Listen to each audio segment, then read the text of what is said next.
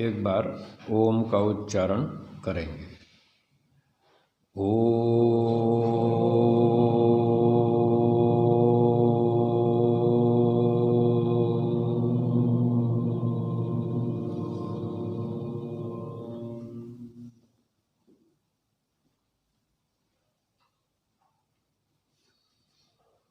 उपस्थित सज्जनों एवं माताओं,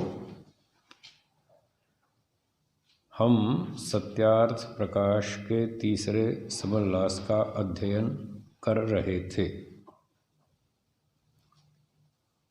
कल तक हमने जितना पाठ पढ़ लिया उससे आगे पाठ पढ़ता हूँ मैं। मेरी पुस्तक में पृष्ठ 60 है।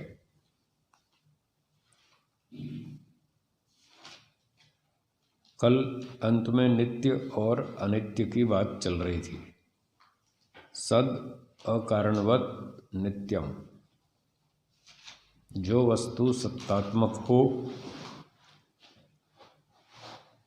और उसकी उत्पत्ति का कोई कारण न हो, उसको नित्य कहते हैं। जैसे ईश्वर है, आत्मा है, प्रकृति है, सत्तात्मक है, पर इनकी उत्पत्ति का कोई कारण नहीं है, इसलिए ये नित्य पदार्थ हैं, सदा से हैं, सदा रहेंगे। अब आगे पढ़ते हैं। हाँ, जो सत कारणवद अनित्यम, और सत्तात्मक हो और कारण वाला हो, कारण से जिसकी उत्पत्ति हुई वो अनित्य है। जैसे स्कूटर, कार, मकान आदि ये सत्तात्मक हैं और इनकी उत्पत्ति के 3 कारण भी मिलते हैं। उपादान कारण, निमित्त कारण और साधारण कारण, तीनों कारण मिलते हैं, इसलिए ये अनित्य पदार्थ है। ठीक है, अब आगे चलते हैं। अस्य इदं कार्यम कारणम संयोगी विरोधी समवायी च इति लैंगिकम। लिंग से होने वाला ज्ञान लैंगिकम।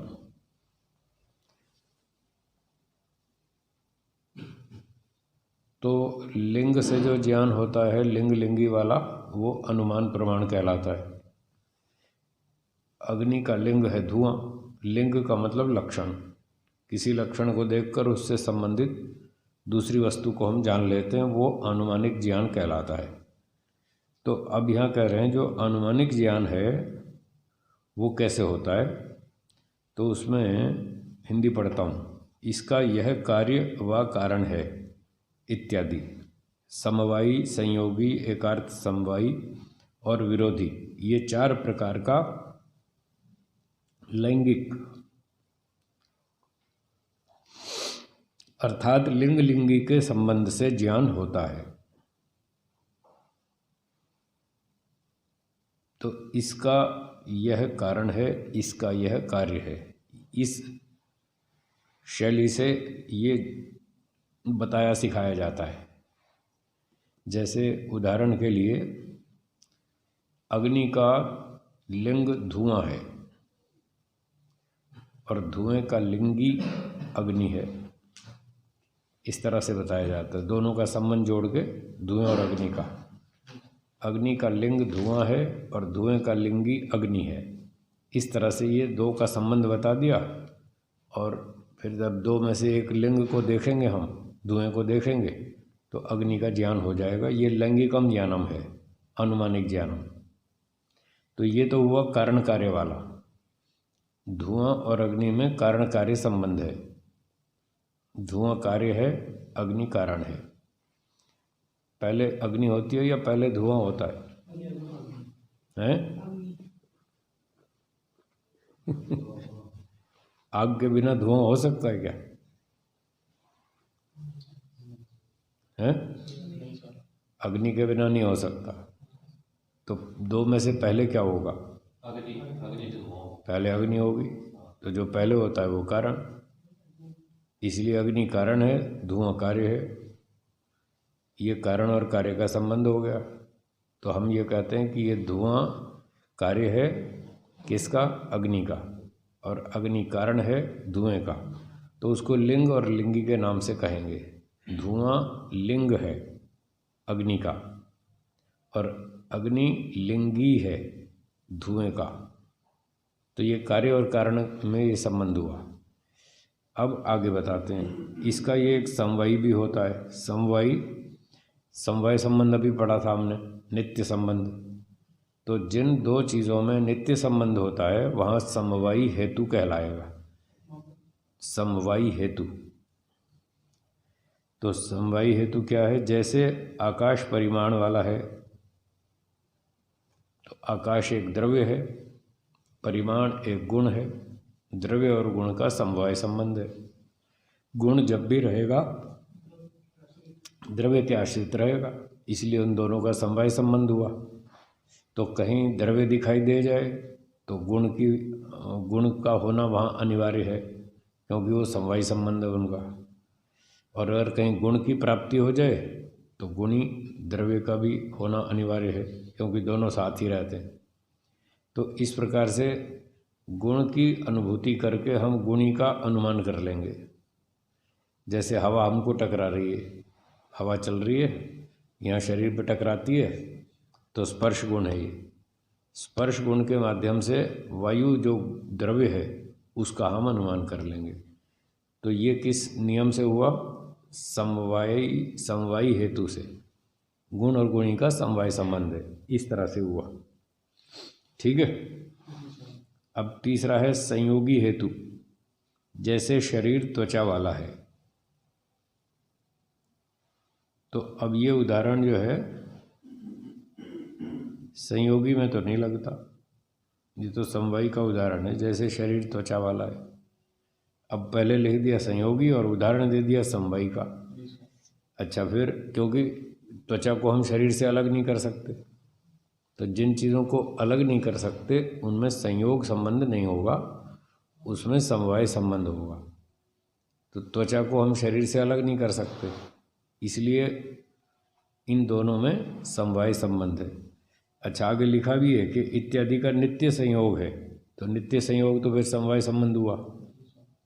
इसका अर्थ है कि ये संयोगी शब्द यहाँ किसी ने गड़बड़ से डाल दिया।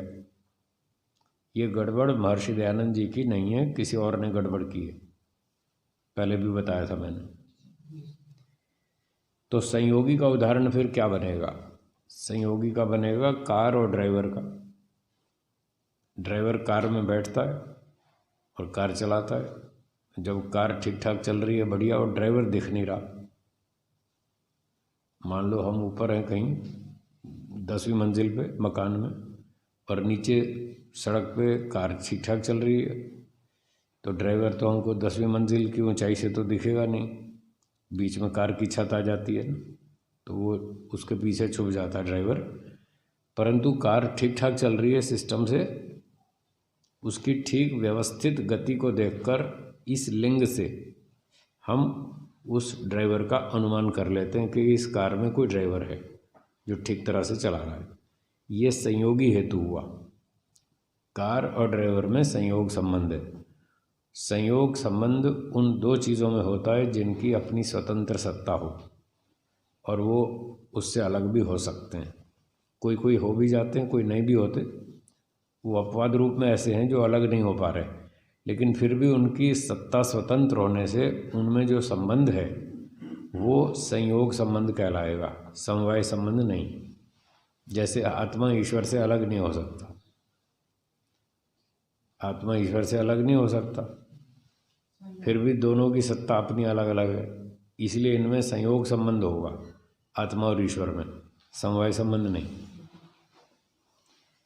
तो ये शरीर त्वचा वाला है, ये तो हो गया समवायी का उदाहरण। और ड्राइवर कार में बैठा है और कार को ठीक चला रहा है, ये हो गया संयोगी हेतु।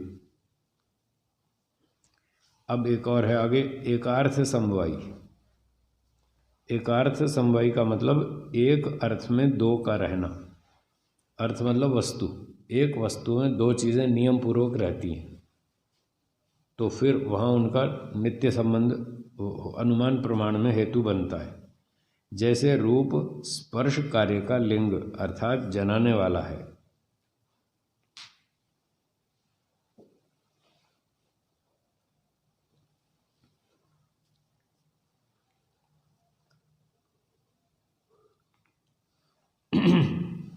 रूप स्पर्श कार्य का लिंग अर्थात जनाने वाला है। जहाँ जहाँ रूप होगा वहाँ वहाँ स्पर्श अवश्य होगा। तो दोनों एक साथ एक ही द्रव्य में रहेंगे। यदि किसी पदार्थ में द्रव्य में रूप है तो स्पर्श भी नियमित रूप से होगा ही। तो इस प्रकार से ये एकार्थ समवायी गुण हुआ। एक अर्थ समवायी, एक वस्तु में साथ साथ रहने वाला गुण, तो ये एकार्थ समवायी हेतु कहलाएगा। यदि कहीं रूप हमें मिल जाए कि इस द्रव्य में रूप है तो समझ लो स्पर्श भी अवश्य होगा, ऐसा। ठीक है। तो अब एक और था आखिरी, विरोधी। विरोधी जैसे हुई वृष्टि होने वाली वृष्टि का विरोधी लिंग है। यहां भी गड़बड़ है,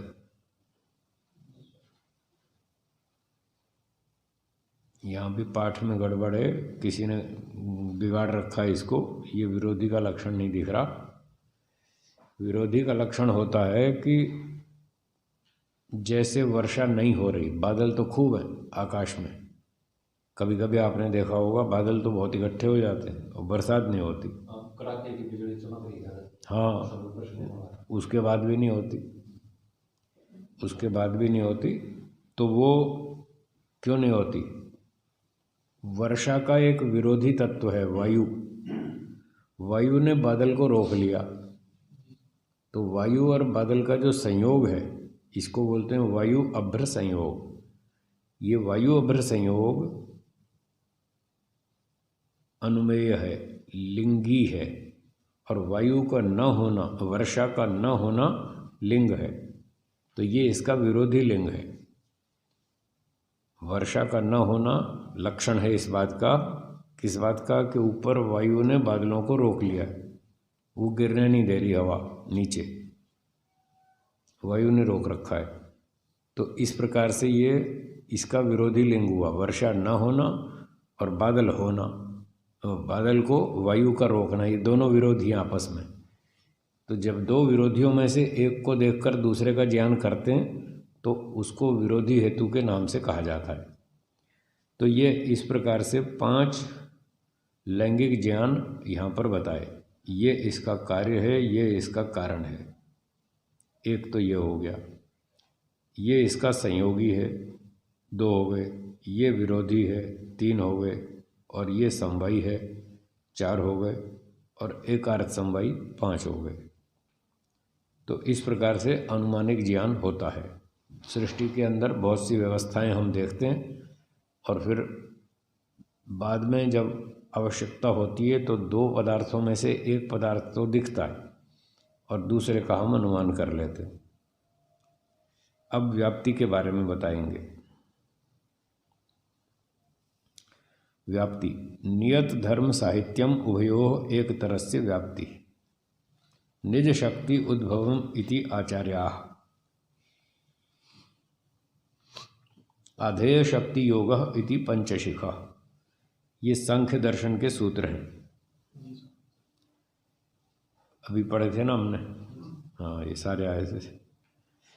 तो कहते हैं जो दोनों साध्य साधन अर्थात सिद्ध करने योग्य और जिससे सिद्ध किया जाए उन दोनों अथवा एक साधन मात्र का निश्चित धर्म का सहचार है, उसी को व्याप्ति कहते हैं। जैसे धूम और अग्नि का सहचार है।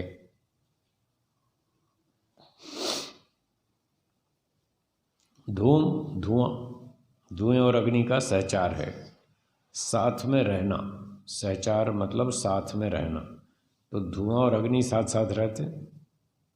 जहाँ जहाँ धुआं होता है वहाँ वहाँ अग्नि होती है, क्योंकि कार्य में कारण तो जुड़ा ही रहता है।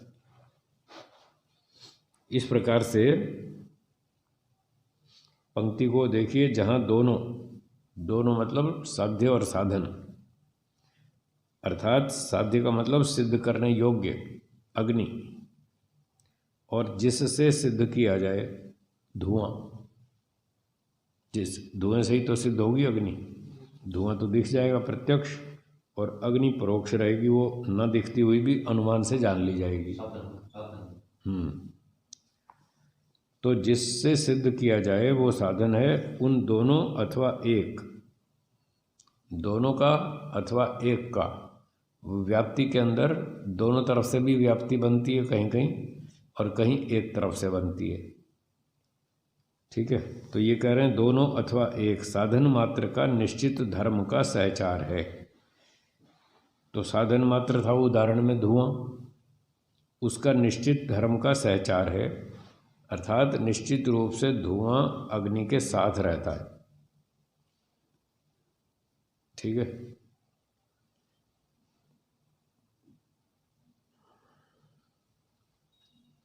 उसी को व्याप्ति कहते हैं। जैसे उदाहरण, जैसे धूम और अग्नि का सहचार है, तो इसकी भाषा ये रहेगी व्याप्ति की कि जहाँ जहाँ धुआं होता है वहाँ वहाँ अग्नि अवश्य होती है। तो अग्नि धुएं के साथ रहती है ना, उसका संबंध है आपस में कारण कार्य वाला। इस प्रकार से जहाँ जहाँ धुआं होता है वहाँ वहाँ अग्नि अवश्य होती है। ये एक तरफ से व्याप्ति हुई। व्याप्ति का मतलब व्यापक नियम, यूनिवर्सल लॉ, सार्वभौमिक नियम। तो जहाँ जहाँ धुआं होता है वहाँ वहाँ अग्नि होती है। तो एक तरफ से तो ये नियम ठीक है, पर दूसरे तरफ से ठीक नहीं है। अब इसको उलट के बोलेंगे कि जहाँ जहाँ अग्नि होती है वहाँ वहाँ धुआं होता है, तो ये गलत है। इसलिए व्याप्ति इस उदाहरण में तो एक तरफ से है, जहाँ जहाँ धुआं होता है वहाँ वहाँ अग्नि होती है। इस तरफ से तो व्याप्ति ठीक है, लेकिन दूसरी वाली गलत है, क्योंकि ये बात थी ना कि कारण के बिना कार्य नहीं हो सकता, परंतु कार्य के बिना कारण तो रह सकता है। तो अग्नि तो कारण है, वो तो रह ही सकती है, धुआं चाहे हो या ना हो भी सकता है, नहीं भी हो सकता है। लेकिन यदि धुआं हुआ तो अग्नि के बिना नहीं होगा। इस प्रकार से इस उदाहरण में तो एक तरफ से व्याप्ति बनेगी कि जहाँ जहाँ धुआं होता है वहाँ वहाँ अग्नि होती है। अब इसको उलट के यदि बोलें कि जहाँ जहाँ अग्नि होती है वहाँ वहाँ धुआं होता है, तो ये बात कट जाएगी। हमारे पेट में अग्नि है या नहीं? पर धुआं तो नहीं है। पेट में धुआं नहीं है, अग्नि तो है। अग्नि नहीं हो तो भोजन पचेगा कैसे? उसको जठराग्नि बोलते, पेट की अग्नि। जठर माने पेट। तो पेट में अग्नि तो है पर धुआं नहीं है। शरीर में 36-37 डिग्री तापमान है पर धुआं कुछ नहीं है। तो इस प्रकार से बिना धुएं की अग्नि तो रह सकती है, पर बिना धुएं के अग्नि तो रह सकती है, पर बिना अग्नि के धुआं नहीं रह सकता। ठीक है जी। तो ये एक तरफ से व्याप्ति हुई, और कहीं कहीं दो तरफ की भी होती है, दो तरफ की व्याप्ति भी होती है। उसका उदाहरण ये बनेगा, जो वस्तु उत्पन्न होती है वह नष्ट भी होती है। ठीक है, और जो वस्तु नष्ट हुई है वो उत्पन्न भी हुई थी। ऐसे दोनों तरफ से व्याप्ति बन जाएगी। जो वस्तु उत्पन्न होती है वो नष्ट भी होती है, जो वस्तु नष्ट हुई है वो उत्पन्न भी हुई थी। वो भी बन जाएगा, वैसे विरोधी हेतु बन जाएगा। अगर दुख है तो कहीं ना कहीं सुख भी आएगा, और कहीं सुख है तो फिर दुख भी आएगा। हमेशा तो सुख रहता नहीं, दुख भी हमेशा नहीं रहता, वो भी बन जाएगा। ठीक है, आगे बढ़ता हूँ मैं। आगे एक सूत्र है, निज शक्त्युद्भवम इति आचार्या। तथा व्याप्त जो धूम उसकी निज शक्ति से उत्पन्न होता है, अर्थात जब देशांतर में दूर धूम जाता है तब बिना अग्नियोग के भी धूम स्वयं रहता है।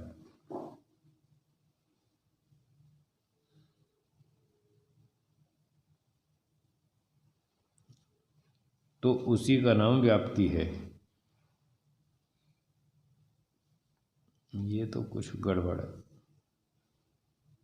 ये अर्थ सूत्रकार का ठीक, सूत्रकार के अनुसार नहीं है। यहाँ भी मुझे लगता है किसी ने गड़बड़ की है।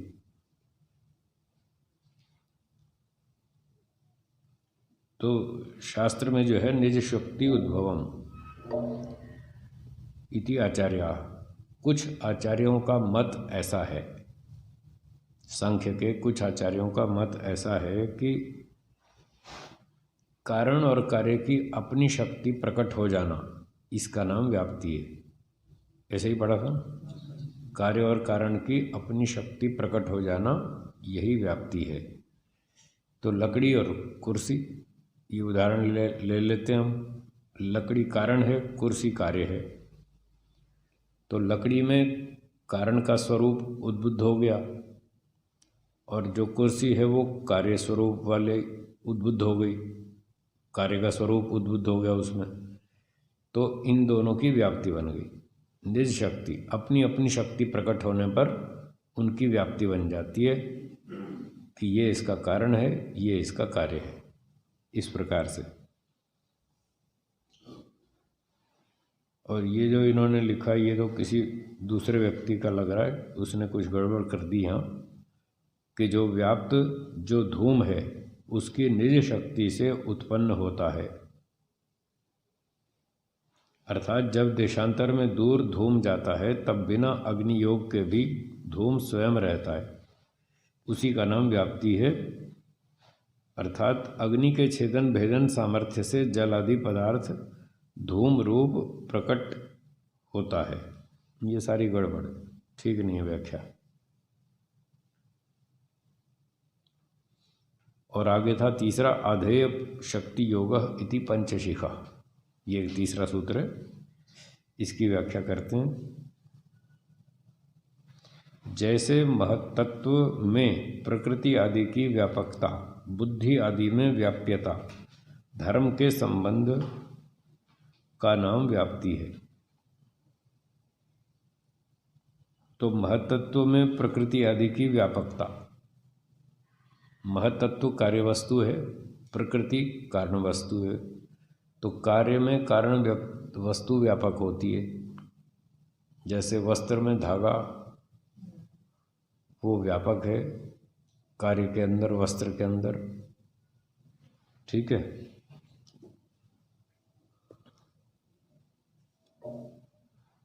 तो इसी प्रकार से जो महत् तत्व है वो कार्य वस्तु है और प्रकृति उसका कारण है।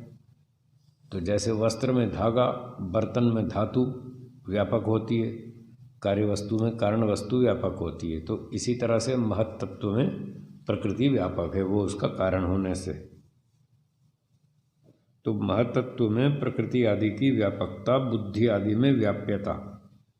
तो बुद्धि में व्याप्यता धर्म है और महत् बुद्धि के कारण में जो सत्वरजतम है प्रकृति, वो प्रकृति में व्यापकता धर्म है। इस तरह से दोनों में अपना अपना धर्म है, एक व्याप्य है, एक व्यापक है। कार्य वस्तु व्याप्य है, कारण वस्तु व्यापक है। तो इस प्रकार के संबंध का नाम व्याप्ति है। तो दो चीज़ों का संबंध होगा जहाँ भी, वहाँ पर व्याप्ति कहलाएगी। जैसे शक्ति आधार आधेय रूप और शक्तिमान आधार रूप का संबंध है।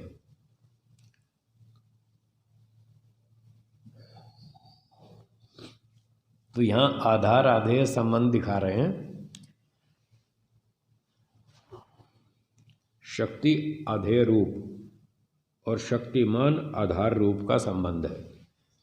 तो एक द्रव्य है, जैसे अग्नि है, वो आधार है, शक्तिमान है, और उसमें गर्मी की शक्ति टिकी हुई है, वो आधेय है। जिसमें कोई चीज़ टिकी है वो आधार कहलाएगा। क्या कहलाएगा? जिसमें कोई वस्तु टिकी है वो आधार, और जो टिकी है वो आधेय। तो अग्नि में टिकी है इसलिए अग्नि आधार हुई, और अग्नि में गर्मी टिकी है तो गर्मी आधेय हुई। तो इस प्रकार से आधार आधेय संबंध व्याप्ति के संपर्क में जानना चाहिए। अब ये सारे प्रसंग, यहाँ सूत्र पूरे हो गए। अंत में उपसंहार कर रहे हैं इसका, इत्यादि शास्त्रों के प्रमाण आदि से परीक्षा करके पढ़े और पढ़ावे, अन्यथा विद्यार्थियों को सत्यबोध कभी नहीं हो सकता। तो इस प्रकार से आचार्य लोग विद्यार्थियों को ये शास्त्र पढ़ावें और इनकी प्रमाणों से परीक्षा कर ली कि हाँ ये शास्त्र ठीक हैं और ये शास्त्र ठीक नहीं है, प्रमाणों के अनुकूल नहीं है, परीक्षा से उनका निर्णय हो गया। तो इस प्रकार से यदि पढ़ाया जावे तो विद्यार्थियों को ठीक ज्ञान होगा और अन्यथा विद्यार्थियों को सत्यबोध कभी नहीं हो सकता। वो भ्रांति में लटके रहेंगे, कुछ का कुछ मानेंगे, गलत मानेंगे। इस तरह से जिस जिस ग्रंथ को पढ़ावें उसकी पूर्वोक्त प्रकार से परीक्षा करके जो जो सत्य ठहरे वह ग्रंथ पढ़ावें। तो कोई भी किताब पढ़ानी हो तो इन 5 कसौटियों से उसको टेस्ट करो, पहले परीक्षण करो उसका कि ये सत्य ग्रंथ है या नहीं है। यदि ये प्रमाणों से जो 5 कसौटियाँ बताई, अगर इन कसौटियों पर वो ग्रंथ खरा है तो ठीक है, वो पढ़ाओ, उसमें सत्य है। और वो इस कसौटियों पे खरा नहीं उतरता तो फिर वो असत्य है, वो नहीं पढ़ाना चाहिए। जो जो इन परीक्षाओं से विरुद्ध हो उन ग्रंथों को ना पढ़ें ना पढ़ावें। तो जो अनार्ष ग्रंथ हैं जिनमें झूठी बातें लिखी हैं, अधूरी बातें लिखी हैं, उससे ज्ञान ठीक नहीं होता। तो ऐसी अनार्ष पुस्तकों को ना पढ़ें ना पढ़ावें। जैसे आजकल कॉलेजों में उपन्यास पढ़ाते हैं, अभिज्ञान शाकुंतलम और भी कालिदास के कई उपन्यास पढ़ाए जाते हैं, इंग्लिश में भी पढ़ाते हैं। तो वो सब ठीक नहीं है, उनमें बहुत सी बातें ठीक नहीं है, झूठी हैं। क्योंकि लक्षण प्रमाणाभ्याम वस्तु सिद्धि, लक्षण जैसा कि गंधवती पृथ्वी, यह पृथ्वी का लक्षण हुआ, जो पृथ्वी है वह गंध वाली है। ऐसे लक्षण और प्रत्यक्ष आदि प्रमाण, इनसे सब सत्य असत्य और पदार्थों का निर्णय हो जाता है, इसके बिना कुछ भी नहीं होता। तो लक्षण से कोई बात सिद्ध होती है या प्रमाण से होती है। ऐसे ही कोई कह दे साहब मैं तो ये मानता हूँ, तो उसके मानने से कुछ नहीं होता। वो प्रमाण देवे कि ये बात ऐसी है, ये वस्तु ऐसी है, प्रमाण बताए और उसका लक्षण बताए।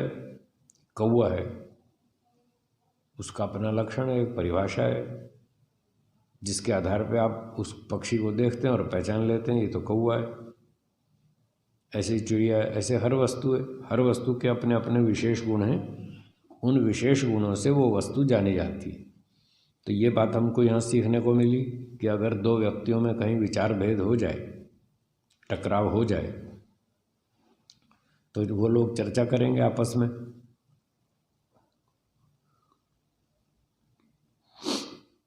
चर्चा में जब कोई बात सिद्ध करनी होगी तो या तो उस वस्तु का लक्षण बताएंगे या प्रमाण देंगे, तब जाके उससे कोई बात सिद्ध हो पाएगी।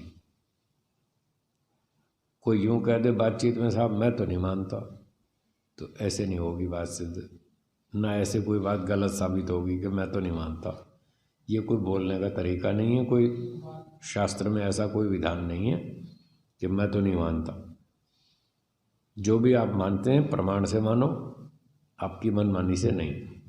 ये है बुद्धिमत्ता का काम। तो इस प्रकार से ये सब पढ़ने पढ़ाने वाली सूचनाएं पूरी हुई कि ये पढ़ना चाहिए, इस तरह से परीक्षा करके पढ़ना चाहिए। अब क्या क्या पढ़ना चाहिए, पाठ विधि को आगे बताते हैं।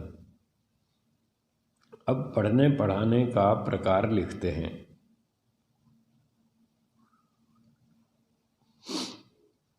प्रथम पाणिनि मुनि कृत शिक्षा, जो कि सूत्र रूप है, उसकी रीति, अर्थात इस अक्षर का यह स्थान, यह प्रयत्न, यह करण है।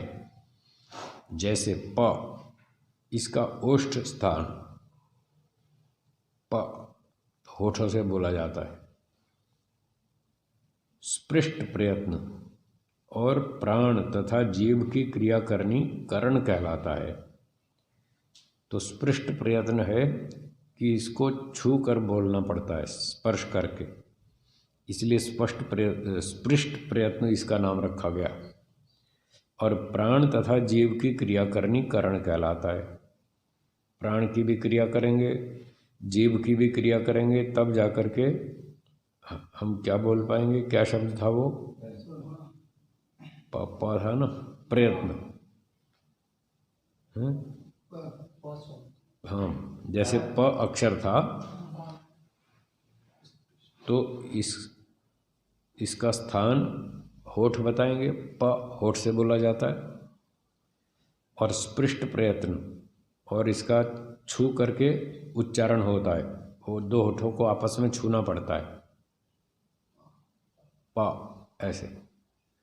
और प्राण तथा जीव की क्रिया करनी, ये करण कहलाता है। स्थान, करण और प्रयत्न, ये तीन चीज़ें मिला करके फिर शब्द का उच्चारण ठीक होता है।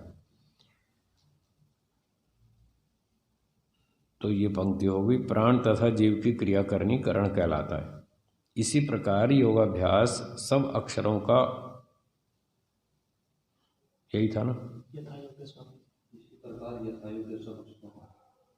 इसी प्रकार यथायोग्य सब अक्षरों का उच्चारण माता पिता आचार्य सिखलावें। तो जैसे प का सिखाया ऐसे ही सबका सिखाएं। अ ई उ ए ऐ ओ सबका उच्चारण बताओ। क ख ग घ ङ च छ ज। आजकल तो लोग वर्णमाला भी नहीं जानते। एक वीडियो देखा मैंने, उसमें एक प्रेस रिपोर्टर ने पूछा, एक कोई कॉलेज का विद्यार्थी था, कि आप ज़रा ABCD सुनाएंगे। वो बेचारा ABCD में ही अटक गया। बोलो, सारा दिन तो इंग्लिश बोलते हैं और ABCD पूरी नहीं सुना पाया। फिर कोई दूसरा व्यक्ति मिला, उसको कहा आप क ख ग सुनाइए। उसने कहा क ख ग घ, बस वहीं फिस हो गया। उसको क ख ग पूरा नहीं आता, बताओ। तो ये माता पिता तब बचपन में 5-4 साल की उम्र में सिखा देंगे। इसलिए कह रहे हैं, जैसे प का उच्चारण सिखाया होठ से, ऐसे ही क ख ग सब चीज़ों का उच्चारण सिखाएं। तदनंतर, तो ये वर्णोच्चारण शिक्षा हो गई, वर्णों का उच्चारण कैसे करना।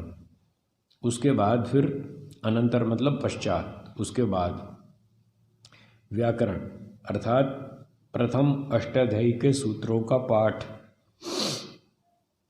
जैसे वृद्धिरादैच, ऐसे जो सूत्र हैं अष्टाध्यायी के, वृद्धिरादैच, अध्ययन गुण, इको गुण वृद्धि, न अर्ध धातु के, ऐसे ऐसे ना। तो इस तरह से अष्टाध्यायी के सारे सूत्र उसको याद करावे। फिर पदच्छेद, जैसे वृद्धि, आत, ऐच, वा।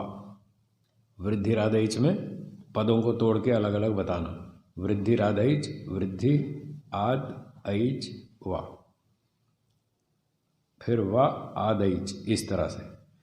फिर समास, आच, ऐच, आदैच, फिर उसका समास कैसे हुआ वो बताना है।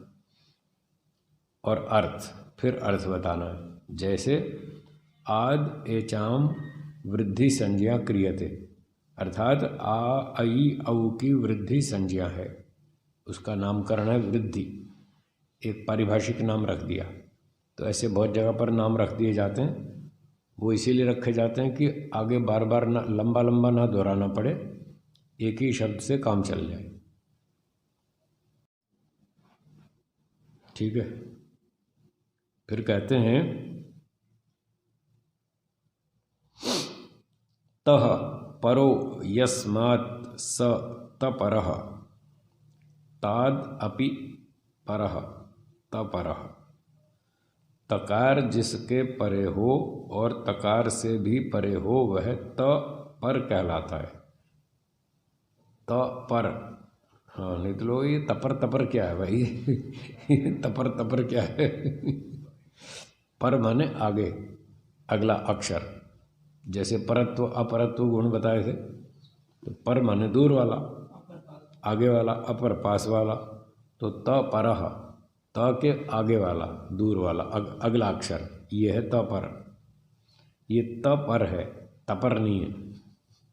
तपर बोलेंगे तो कुछ समझ में नहीं आएगा। तो इससे क्या सिद्ध हुआ, जो आकार से परे त और त से परे ऐच दोनों त पर हैं, त के पश्चात वाले अक्षर वो हैं त पर। ठीक है। त पर का प्रयोजन यह है कि ह्रस्व और प्लुत की वृद्धि संज्ञा न हुई। ठीक पढ़ा या नहीं, पंक्ति छूट गई। इससे क्या सिद्ध हुआ, जो आकार से परे त और त से परे ऐच दोनों तपर हैं। तपर का प्रयोजन है कि ह्रस्व और प्लुत की वृद्धि संज्ञा न हुई। उदाहरण भागः, एक उदाहरण देते हैं इस बात को समझाने के लिए। यहाँ भज धातु से घञ प्रत्यय के परे घ और ञ की इत संज्ञा होकर लोप हो गया। तो ये व्याकरण की टेक्निकल टर्म्स हैं। इत संज्ञा कहते हैं लोप, कि इसकी इत संज्ञा हो गई, उसको गायब कर दो, हटा दो, उसका लोप हो जाता है, उसको इत संज्ञा बोलते हैं। हो गया। पश्चात भज और अ, यहाँ जकार के पूर्व भकार उत्तर अकार को वृद्धि संज्ञक आकार हो गया, तो भ को आ दीर्घ हो गया। इस तरह से भज का भागह बन गया। तो यहाँ भाज शब्द पुनः ज, पहले तो भाज हुआ, फिर ज को ग होकर अकार के साथ मिलके भागह ऐसा प्रयोग हुआ। शब्द सिद्धि की बात है व्याकरण की। तो ये हो गया भागह। अब कहते हैं अध्यायः। यहाँ अधिपूर्वक ईंग धातु के ह्रस्व ई के स्थान में घञ प्रत्यय के परे ऐ वृद्धि और उसको आय होके मिलके अध्याय इस तरह से बन गया। चलिए आगे बढ़ते हैं। नायकः, यहाँ नीं धातु के दीर्घ इकार के स्थान में णुल प्रत्यय के परे ऐ वृद्धि और उसको आय होकर मिलके नायकः इस तरह से बन गया। ठीक है, ये व्याकरण की शब्द सिद्धियां हैं कि शब्द कैसे बनता है। और स्तावकः, यहाँ स्तु धातु से णुल प्रत्यय होकर ह्रस्व उकार के स्थान में औ वृद्धि और आव आदेश होकर अकार में मिल गया, तो स्तावकः इस तरह से स्तावक शब्द बना। ठीक है, आगे चलते हैं। कृञ धातु के आगे णुल प्रत्यय, उसके ण और ल की इच संज्ञा होके लोप, तो णुल का ण और ल दो अक्षर तो लोप हो गया, बच गया वु। वु के स्थान में अक आदेश हुआ। व्याकरण नियम से वु हटा के अक लगा दो। जैसे एक बैलगाड़ी जा रही थी तो उसका चलते चलते बैल मर गया बेचारा, अब क्या करें, गाड़ी में सामान लदाए और कैसे ले जाएं घर तक, तो बैल तो मर गया। तो किसी समझदार ने कहा तुम बैल मर गया और बैल को हटा दो, घोड़ा लगा दो, ले जाओ घर सामान खींच के। तो एक को हटा दिया, उसकी इत संज्ञा हो गई, उसको गायब कर दिया, और वो उसके स्थान में अक लगा दिया। इस प्रकार से वो स्तावक बन गया। कृञ धातु के आगे णुल प्रत्यय, उसके ण और ल की इत संज्ञा होकर लोप हो गया, और वो के स्थान में अक आदेश और ऋकार के स्थान में आर वृद्धि होकर कारकः यह सिद्ध हुआ। कारक शब्द कृञ धातु से। तो जो जो सूत्र आगे पीछे के प्रयोग में लगें उनका कार्य सब बतलाता जाए, और स्लेट अथवा लकड़ी के फट्टे पर दिखला दिखला के कच्चा रूप धर के, जैसे भज घञ और सु इस प्रकार धर के प्रथम धातु के अकार का लोप, पश्चात धकार का फिर ञकार का लोप होकर भज अ और सु ऐसा बच गया, और फिर अ को आकार वृद्धि और ज के स्थान में ग होने से भागः, भाग अ और सु पुनः अकार में मिल जाने से भागः सु ऐसा रहा। अब उकार की इच संज्ञा स के स्थान में रू होकर पुनः उकार की इच संज्ञा लोप हो जाने पश्चात भागर ऐसा रहा। अब रेफ के स्थान में विसर्जनीय होकर भागः ये रूप सिद्ध हुआ। कुछ पल्ले नहीं पड़ा। क्या पल्ले पड़ेगा, व्याकरण की बात है। व्याकरण पढ़ी नहीं तो पल्ले क्या पड़ेगा। तो इसको तो गुरुकुल जाके ही पढ़ लेना, ठीक है ना। जब व्याकरण पढ़ेंगे तब पढ़ लेना। चलिए आगे चलते हैं। जिस जिस सूत्र से जो जो कार्य होता है उसको पढ़ पढ़ा के और लिखवाकर कार्य कराता जाए। इस प्रकार पढ़ने पढ़ाने से बहुत शीघ्र दृढ़ बोध होता है। तो ये व्याकरण की बात पढ़ा दी।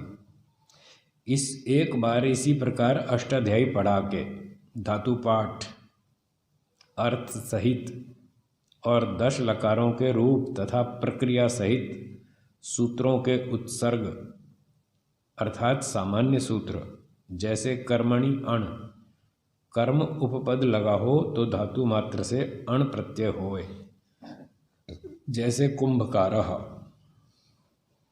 उत्सर्ग का अर्थ है सामान्य नियम, सामान्य सूत्र।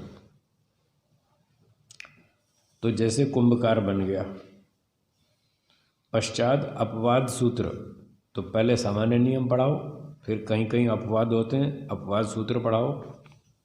जैसे आतोनुपसर्गे कह, उपसर्ग भिन्न कर्म उपपद लगा हो तो आकारांत धातु से क प्रत्यय होवे, अर्थात जो बहुव्यापक जैसा हो, जैसा कि कर्म उपपद लगा हो तो सब धातुओं से अण प्रत्यय होता है। उससे विशेष अर्थात अल्प विषय उसी पूर्व सूत्र के विषय में से आकारांत धातु को क प्रत्यय ने ग्रहण कर लिया। जैसे उत्सर्ग के विषय में अपवाद सूत्र की प्रवृत्ति होती है, वैसे अपवाद सूत्र के विषय में उत्सर्ग सूत्र की प्रवृत्ति नहीं होती। उत्सर्ग मतलब सामान्य नियम और अपवाद उसका विरोधी। तो सामान्य नियम के विषय में तो अपवाद सूत्र की प्रवृत्ति होती है, उसका नियम लागू होगा अपवाद वाला, लेकिन अपवाद के लिए सामान्य नियम लागू नहीं होगा। जैसे चक्रवर्ती राजा के राज्य में मांडलिक और भूमि वालों की प्रवृत्ति होती है, वैसे मांडलिक राजा आदि के राज्य में चक्रवर्ती की प्रवृत्ति नहीं होती। मतलब छोटा जो अधिकारी है वो तो बड़े को सैल्यूट मारेगा, पर बड़ा अधिकारी छोटे को थोड़ी सैल्यूट मारेगा। वो तो सीनियर है तो जूनियर उसको सैल्यूट मारेगा। इस प्रकार से समझना चाहिए। इसी प्रकार पाणिनि महर्षि ने सहस्र श्लोकों के बीच में अखिल शब्द अर्थ और संबंधों की विद्या प्रतिपादित कर दी है। यहाँ पर एक शब्द आया सहस्र श्लोक, परंतु पाणिनि महाराज का जो अष्टाध्यायी व्याकरण मिलता है वो श्लोकों में नहीं है, वो तो सूत्रों में है, ठीक है ना। और यहाँ लिखा है 1000 श्लोक। तो इसका अर्थ ये समझना है कि ये जो श्लोक शब्द है यहाँ ये वो धृति क्षमा दोमोस्तेयम उस तरह से श्लोक अर्थ में नहीं है। ये श्लोक एक परिमाप है, पैरामीटर। जैसे भार तोलना हो तो किलो के अंदर बोलते हैं ना, किलो। भाई ये वस्तु 5 किलो भारी है, ये 8 किलो भार की है, ये 10 किलो भार की है। तो किलो जो है वो भार वाचक शब्द है, भार को मापतोल करने वाला। तो जहाँ किसी शास्त्र की लंबाई चौड़ाई हो, कितनी लंबाई चौड़ाई वो बतानी हो, तो उसका पैरामीटर वाचक मापतोल वाचक शब्द है श्लोक। यहाँ इस अर्थ में श्लोक शब्द का प्रयोग हुआ। तो 1000 श्लोक साइज का, ये समझ लो, पाणिनि अष्टाध्यायी 1000 श्लोक साइज की है, इतनी लंबी चौड़ी परिमाण। ठीक है। अच्छा, फिर 1000 श्लोकों के परिमाण में उन्होंने सारी विद्या प्रतिपादित कर दी व्याकरण की। फिर कहते हैं धातु पाठ के पश्चात उनादि गण के पढ़ाने में सर्व सुबंत का विषय अच्छी प्रकार पढ़ा के पुनः दूसरी बार शंका समाधान वार्तिक कारिका परिभाषा की घटना पूर्वक अष्टाध्यायी की द्वितीय अनुवृत्ति पढ़ावे।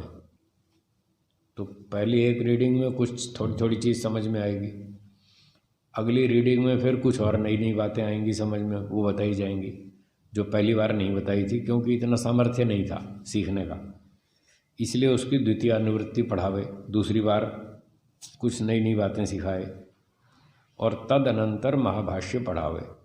तो पहले वर्णोच्चारण शिक्षा, फिर अष्टाध्यायी का एक पाठ, फिर दोबारा उसका दूसरा पाठ और फिर तीसरा वाला महाभाष्य, ये इस तरह से पढ़ावे। अर्थात जो बुद्धिमान पुरुषार्थी निष्कपटी विद्यावृद्धि के चाहने वाले नित्य पढ़ें पढ़ावें,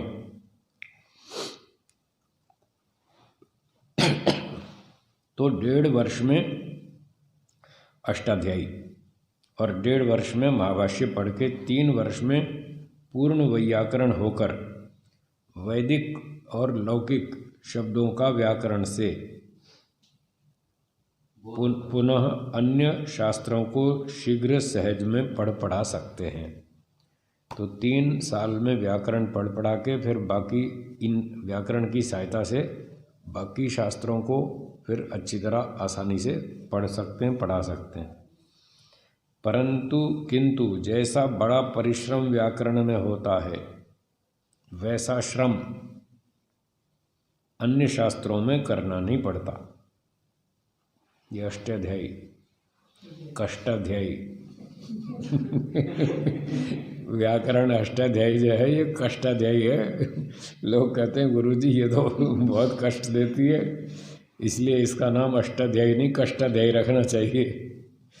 कुछ विद्यार्थी मजाक करते हैं जो। तो खैर व्याकरण कठिन विषय है, उसमें बहुत मेहनत करनी पड़ती है, पर एक बार अगर व्याकरण शास्त्र पढ़ ले कोई तो उसका जो बड़ा भारी काम है वो पूरा हो जाता है। फिर उसकी सहायता से और चीज़ें वो पढ़ना समझना आसान हो जाता है।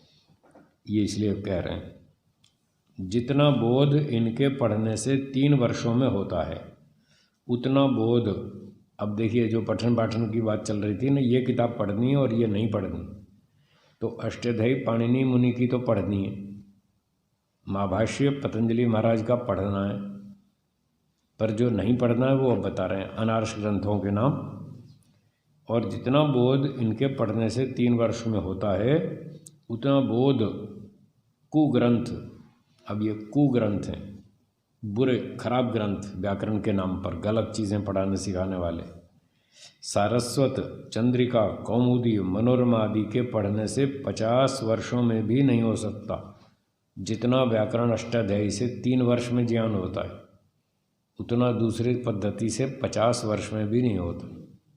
ये अंतर है, क्योंकि जो महाशय महर्षि लोगों ने सहजता से महान विषय अपने ग्रंथों में प्रकाशित किया है, वैसा इन क्षुद्राशय मनुष्यों के कल्पित ग्रंथों में क्यों कर हो सकता है।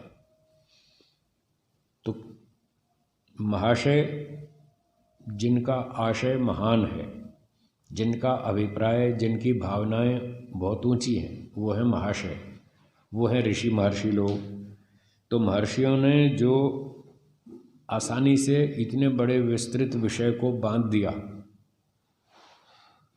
अष्टाध्यायी के रूप में और इस प्रकार से, तो वैसा ये क्षुद्र आशय, क्षुद्र माने छोटे छोटे विचार के लोग जो अनार्ष हैं, जो ऋषि नहीं हैं, क्षुद्र आशय मनुष्यों के कल्पित ग्रंथों में इतना सामर्थ्य कैसे हो सकता है? नहीं हो सकता। इसलिए ऋषियों का ग्रंथ पढ़ना चाहिए, अन्य ऋषियों का नहीं। तो ये व्याकरण की बात हो गई। महर्षि लोगों का आशय, देखिए दोनों में अंतर दिखाएंगे। महर्षि लोगों का आशय जहाँ तक हो सके वहाँ तक सुगम और जिसके ग्रहण में समय थोड़ा लगे, इस प्रकार का होता है। ऋषियों का जो आशय होता है वो सरल होता है और ऐसी रचना करते हैं कि थोड़ी मेहनत से आदमी फटाफट सीख ले। और क्षुद्र आशय लोगों की मंशा ऐसी होती है कि जहाँ तक बन पड़े वहाँ तक कठिन रचना करनी, कठिन से कठिन वाक्य रचना करो। कालिदास के देखो ग्रंथ, वो लंबे लंबे शब्द हैं, लंबे लंबे वाक्य हैं, वो समास कर रखा है इतना लंबा लंबा, और आदमी सोचता रह जाए क्या कह रहे हैं। तो वो कठिन से कठिन किताब बनाते हैं जिसको बड़े परिश्रम से पढ़ के अल्प लाभ उठा सकें। तो अनार्ष ग्रंथ को पढ़ने में मेहनत तो बहुत करनी पड़े और सार कुछ नहीं, सार थोड़ा सा। जैसे पहाड़ का खोदना कौड़ी का लाभ होना। एक आदमी ने पहाड़ खोदा, बहुत मेहनत की, वो खोदने के बाद मिला क्या? कौड़ी, फूटी कौड़ी। क्या लाभ हुआ? फालतू की मेहनत की, कुछ लाभ नहीं हुआ खास। तो अनार्ष ग्रंथों का पढ़ना ऐसा ही है, पहाड़ खोदना और थोड़ा सा लाभ होना।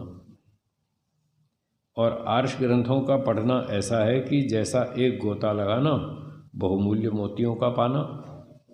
तो आर्ष ग्रंथों में बहुत लाभ है, ये इतना लाभ अधिक है कि थोड़ा सा पढ़ेंगे और बहुत सारा सच्ची बात सीखने को मिलेगी। जैसे कोई व्यक्ति समुद्र में गोता लगाए और बढ़िया बढ़िया कीमती हीरे मोती जवाहरात वहाँ से निकाल के ले आए। तो इस प्रकार से जो ऋषियों के ग्रंथ हैं बस वही पढ़ने चाहिए, दूसरे अनार्ष ग्रंथ नहीं पढ़ने चाहिए। और मैं 40 वर्षों से इस नियम का पालन करता हूँ। क्या समझे? 40 वर्षों से मैं इस नियम का पालन करता हूँ। ये पंक्ति मैंने 40 साल पहले पढ़ी थी कि ऋषियों के ग्रंथ पढ़ने चाहिए, दूसरे नहीं। आज तक मैं ऋषियों के ही ग्रंथ पढ़ता हूँ, दूसरे पढ़ता ही नहीं, किसी के भी नहीं पढ़ता। या तो ऋषियों का सीधा दर्शन मूल सूत्र, या उस पर ऋषि का कोई संस्कृत भाष्य, या उपनिषद, या वेद, जो भी है वेद और उपनिषद आदि और दर्शन आदि जो ऋषियों के ग्रंथ हैं वही पढ़ता, और दूसरे नहीं पढ़ता। तो इससे बहुत अधिक लाभ होता है। इनको शास्त्रों को बार बार पढ़ने से ये लाभ हुआ कि सारे सिद्धांत स्पष्ट हो गए। जैसे न्याय दर्शन है, योग है, सांख्य है, इन शास्त्रों को बार बार पढ़ा, बहुत बार पढ़ा, तो पढ़ के सारी बातें स्पष्ट हो गई कि ये सूत्रकार क्या कहना चाहते हैं, क्या कह रहे हैं। और फिर बैठ के अपनी उपासना की, ध्यान लगाया, तो सारी बात साफ हो गई। इस तरह से करना चाहिए। व्याकरण को पढ़ के यास्क मुनिकृत निघंटु और निरुक्त 6 व 8 महीने में सार्थक पढ़ें और पढ़ावें। सार्थक मतलब अर्थ सहित, हाँ, खाली मूल पाठ नहीं, अर्थ भी पढ़ें, उसको अच्छी तरह से समझें शास्त्र को। तो व्याकरण के बाद ये निघंटु और निरुक्त है, इसका क्रम है, ये पढ़ लेना है 6 या 8 महीने में। अन्य नास्तिक कृत अमरकोश में अनेक वर्ष व्यर्थ न खोएं।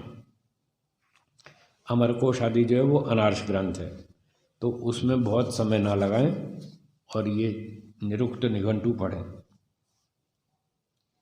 तदनंतर उसके पश्चात पिंगल आचार्य कृत छंदो ग्रंथ, एक ऋषि हुए थे पिंगल, उन्होंने छंद शास्त्र की रचना की थी।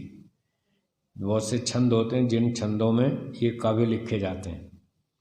अनुष्टुप छंद, त्रिष्टुप छंद, जगती छंद, बृहति छंद, पंक्ति छंद, ऐसे बहुत सारे छंद हैं वेदों के अंदर, और लौकिक संस्कृत में भी हैं।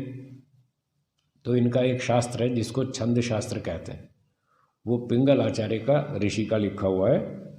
तो कहते हैं इसके पश्चात जब निघंटु निरुक्त हो जाए तो उसके बाद छंद शास्त्र पढ़ें, जिससे वैदिक लौकिक छंदों का परिज्ञान, लौकिक छंदों का भी और वैदिक छंदों का भी सबका ज्ञान हो जाएगा।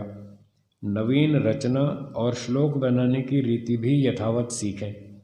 तो जब छंद सीखेंगे तो वो श्लोक बनाना आ जाएगा कि अनुष्टुप छंद में 4 पाद होते हैं, 8-8 अक्षर के 4 पाद होते हैं, 4 अट्ठे 32, ठीक है ना। तो ये 32 अक्षर का होता है और पाद की रचना इस तरह से होती है। उसमें कुछ नियम होते हैं कि जो पाद मतलब एक हिस्सा, 4 हिस्से हुए ना, 4 पाद, तो एक हिस्से में 8 अक्षर और फिर 8 में द्वितीय क्षमा, चौथा अक्षर जो है वो दीर्घ होगा, ऐसे ऐसे कुछ नियम होते हैं। तो वो इस तरह से नियम जब सीखेंगे तो श्लोक बनाना आ जाएगा। भाई हमें अगला श्लोक कोई बनाना हो तो कैसे बनाएंगे, इस तरह से बनाएंगे। तो वो सारी पद्धति सीख लें। इस ग्रंथ और श्लोकों की रचना तथा प्रस्तार को 4 महीने में सीख पढ़ा सकते हैं।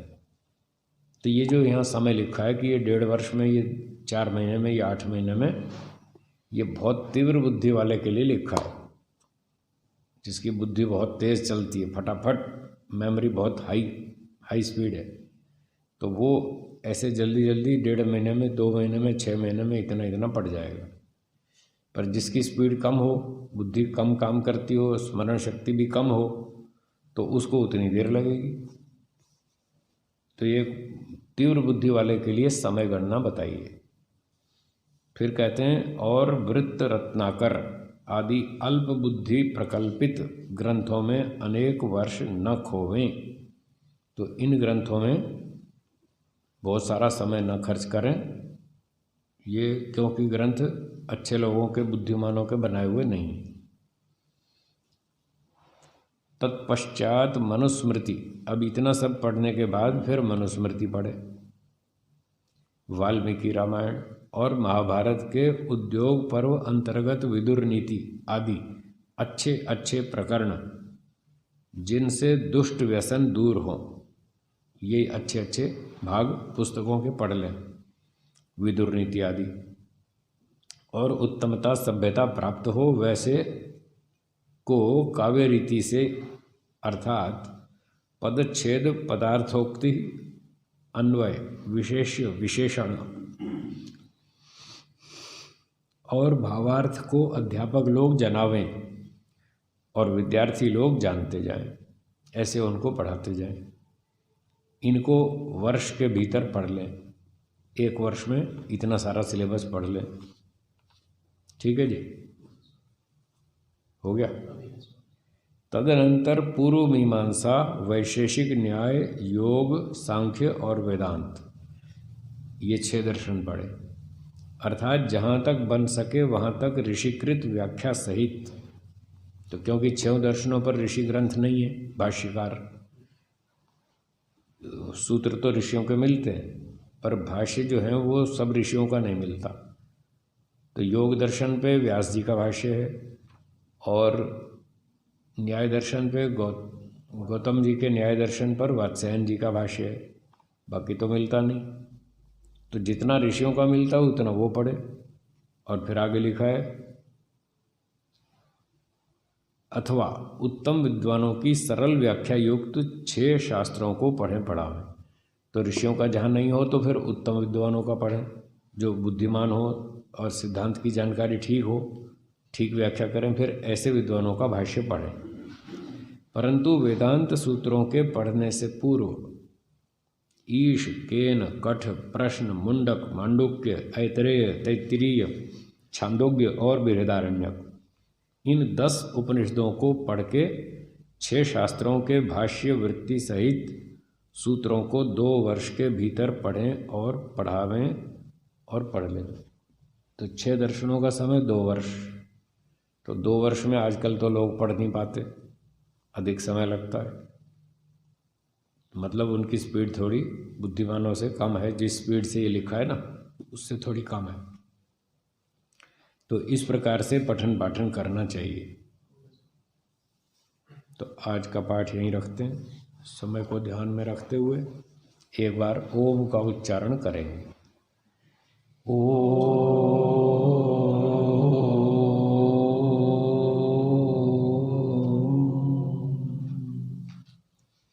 सर्वेभ्यो नमः। बोलिए सबको सादर नमस्ते जी। सबको सादर नमस्ते जी। धन्यवाद।